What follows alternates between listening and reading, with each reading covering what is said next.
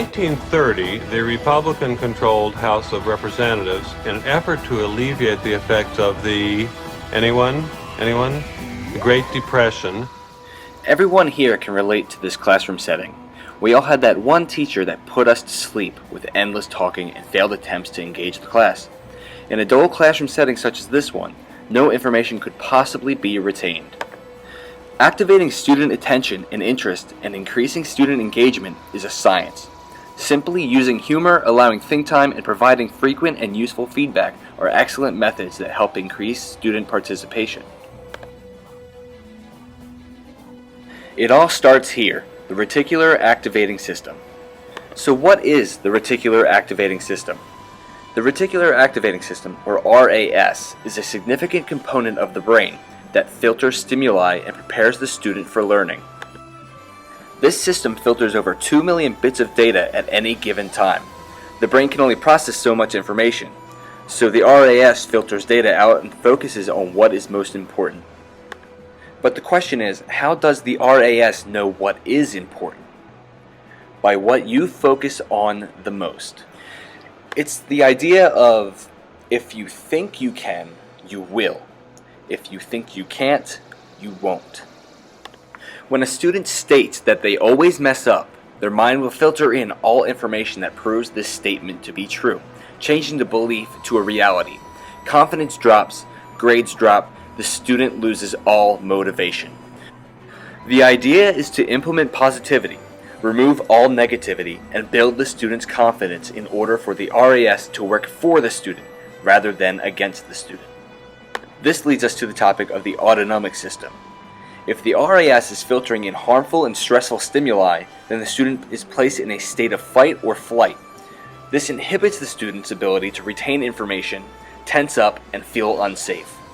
In order to maintain student engagement, instruction should be initiated in a stress and anxiety-free environment. Adding humor to the lesson creates an animated setting, relieving stress and anxiety. This humor could also create student-teacher relationships, creating a comfortable environment. Why is that? Because it's not a solid. Because it is not a solid. Oh. Hey, get this. What if we take an ice cube tray, fill it with water, threw it in the freezer, then is it a mineral? No! It's not naturally formed. Yeah. Good. Naturally formed must be naturally... Oh! Get this. We take that and, such as a lake freezing, naturally formed, is water inorganic? Yes. Yes. Is it a solid now? Yes. Yes. Is it a component or element with a chemical composition?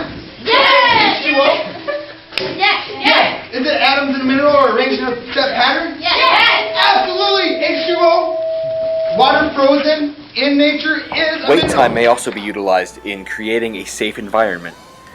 Simply giving students 5 to 7 seconds of thinking time allows the student to develop solutions without feeling stressed or anxious. This also increases self-esteem and motivation. Why is it important that you express your opinion even though you know others may not agree with you?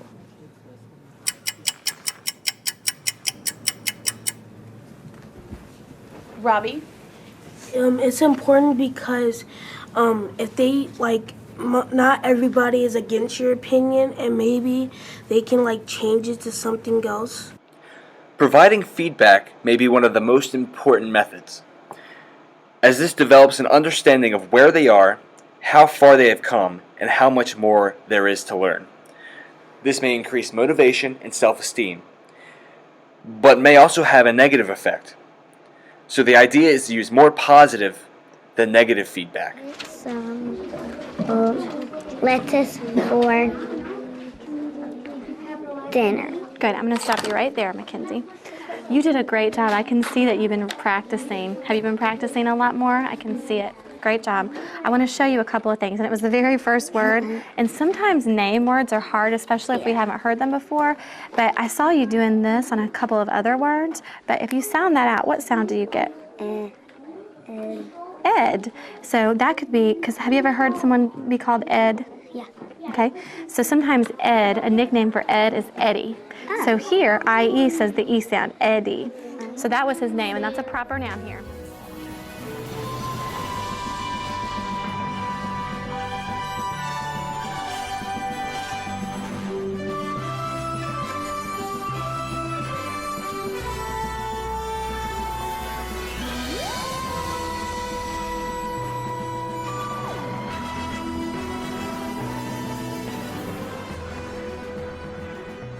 fez. I wear a fez now.